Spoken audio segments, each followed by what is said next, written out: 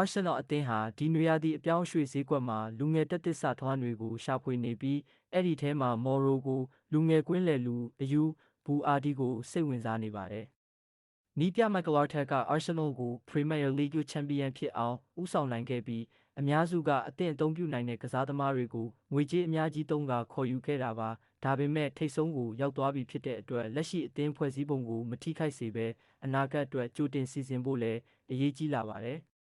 အဲ့ဒီနေရာမှာဘူအာဒီလိုကစားသမားမျိုးဝင်လာတာပါအသက်18နှစ်ပဲရှိသေးတဲ့သူဟာဘလော့အသင်းမှာကစားနေပြီးအသက်16နှစ်ပြည့်ပြီး3ရက်အကြာ2023ခုနှစ်မှာပဲပထမအသင်းအတွက်တက်လုပ်ခဲ့ပါတယ်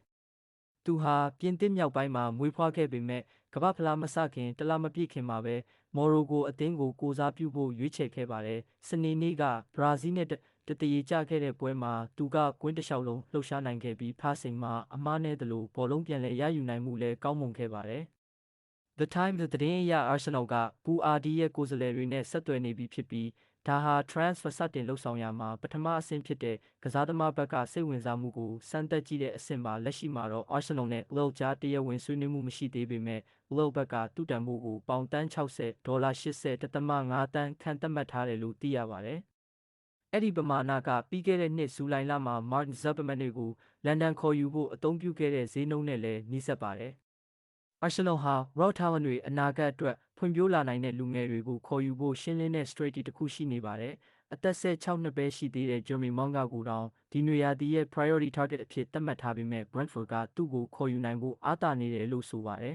။ဘူအာဒီကိုလည်း Real Madrid, Paris Saint-Germain နဲ့ Chelsea တို့ကစိတ်ဝင်စားနေကြတယ်လို့ The Times ကဖော်ပြထားပါတယ်။အခုလိုကမ္ဘာဖလားလိုအကြီးမားဆုံးစင်မြင့်ပုံမှာသူပြသနေတဲ့ခြေစွမ်းကြောင့်ဘာကြောင့်အားလုံးစိတ်ဝင်စားနေလဲဆိုတာလည်းနားလည်ရလွယ်ပါတယ်